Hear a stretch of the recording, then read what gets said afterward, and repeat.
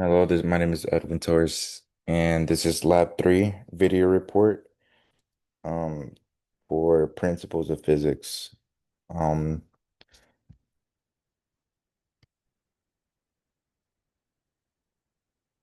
In part one, I was giving a position data for a star orbiting a black hole located at the origin. My job was to use that motion data to find the net force on the star and then estimate the mass of the black hole. In part two, I modeled a planet, a moon, and a spaceship. The goal was to choose an initial velocity for the spaceship so that it would move in an orbit affected by both the moon and the planet instead of just orbiting one of them, while also avoiding a collision.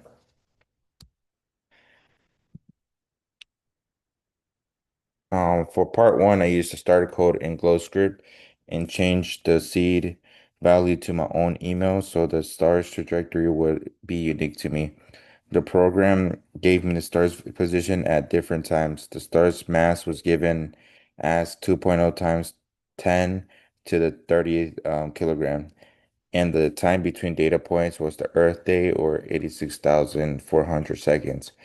From the position data, I first calculated the velocity of the star. Then I used the change of momentum over time to calculate the net force by Newton's second law.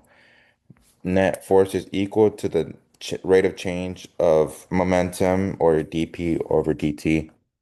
After finding the net force, I assumed that force was caused only by black hole's gravity. So I used the gravitational force equation and solved for the black hole's mass. I repeated that calculation across the data set and averaged the values to get my final answer. Um, I found that the estimate mass of the black hole was 1.54 times 10 to the 34 kilograms. The image here shows the star orbiting the black hole in elliptical path. One important idea in this part is that difference between net force and rate of change of momentum. They are equal numerically, but they mean slightly different things. Net force is the total interaction acting on the star, while the rate of change is of momentum describes how the motion is changing over time. The parallel component affects the star's speed, and the perpendicular component affects the direction of motion. That perpendicular part is what helped create the curved orbit. In part two, I modeled a system with a planet, a moon, and a spaceship. The planet stayed fixed at the origin. The moon started to the right of the planet and moved in a circular orbit. The spaceship started just above the moon's surface on the side facing the planet. I included all the gravitational forces acting on the moon and spaceship. The moon felt gravity from the planet and the spaceship and the spaceship. And the spaceship felt gravity from the moon and the planet. Then I used Newton's second law to update the velocity and position of both moving objects step by step through time. The initial velocity I used for the spaceship was vector negative 335, 1,200, and 0 meters per second. So, and with the initial velocity, the space followed a looping trajectory. The magnetic path is the spaceship, and the Chiron path is the moon. The path shows that the spaceship was influenced by both the moon and the planet, instead of simply orbiting the object by itself.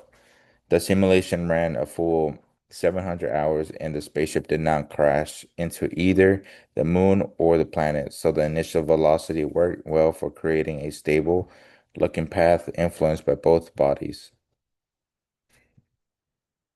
So this is what I got, the glow script.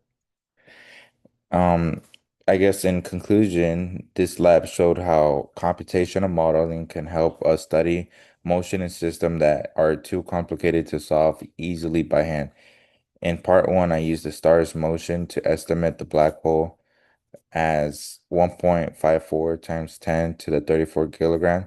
In part two, I found that the initial velocity of vector negative 335, 1,200, and 0 meters per second gave the spaceship a looping path affected by both the moon and the planet.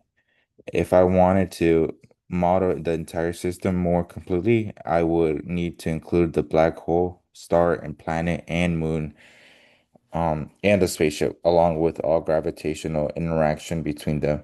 The black hole and star would dominate the large scale motion, while the planet, moon, and spaceship interaction would matter most for the local motion. Overall, this lab was good, wasn't a good example for how physics and computational computation works together to model complex gravitational systems. Thank you.